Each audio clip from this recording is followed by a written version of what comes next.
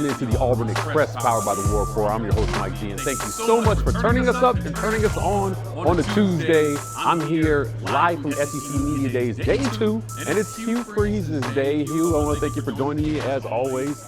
This isn't our first sit-down this summer, but we're getting closer to the season. As the season approaches, talk to me about the state of Auburn football and whether this is going to look like a Hugh Freeze coach team this year when you hit the field versus Baylor on August 29th. Yeah, I'm really confident in that. I think that our kids are confident. The chemistry and the culture has continued to grow, and then you add pieces to the team through recruiting, and you go study what kept you from being successful last year, and we've done all those things and all those pieces, and so I feel really good about the puzzle right now, and we do have to make sure we have it in the right parts and everybody on the bus in the right seat, and we're continuing to work through that. But I couldn't be more pleased from January till now what I see in the commitment level of our kids, and we've got bullets in our guns that we feel good about being able to make plays in this league.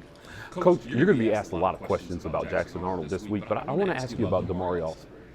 When you got here in the spring, you said, he's a better football player than we gave him credit for coming through the door. Jarquez Hunter was fantastic. Talk to me about Demari Alston and the load that he has to carry in the running game this year. I think it's he and Jeremiah Cobb are the two that you got to know, you got to go with, and Damari obviously carries the bulk of that probably, but just from experience, and he's so good at all the phases, whether it's pass pro, whether it's receiving it, or whether it's running it, and he's just a better back than you give him credit for, and I think he is a very, very solid every down back for this league that we're going to need to get some tough yards out of when we want to stay balanced.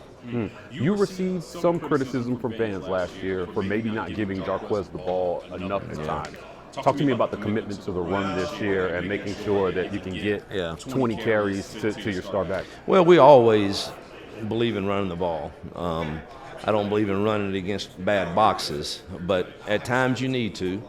And the back's going to have to earn his time, But the commitment is there to run it. And if you look at the stats, I would say that we've been in the top half of the conference every year in rushing per carry, and that's the one that really matters for me. Is when we have to run it, are we getting 3.5 yards or more? And so the commitment's there, and I think the O-line is another year better, added some pieces to it, and so excited about that portion being able to really free us up to be who we really want to be. And the years, Mike, we won 10 games at Lambeth, Arkansas State, Ole Miss, Liberty. That's 4 schools that have done that with this offense, but the years we did that, we were quick game, run the football, and RPO and 7-man shots. And we're closer now to being able to say, man, let's just be who we are and we don't have to do a lot. Yeah. Let our kids go play fast and let them have an opportunity to make plays in the one-on-one world. Guys, you heard it here first. Hugh Freeze guaranteeing 10 wins this season. Kind of to close the segment, I want to talk about Game 1 versus Baylor. Yeah. You've got a tough football team. You've got a tough road test to begin your season. So important that Auburn gets off to a hot start. The meat of that schedule in the first 6 games is so important. Yep. Talk to me about Game 1. Any surprises maybe for Auburn fans?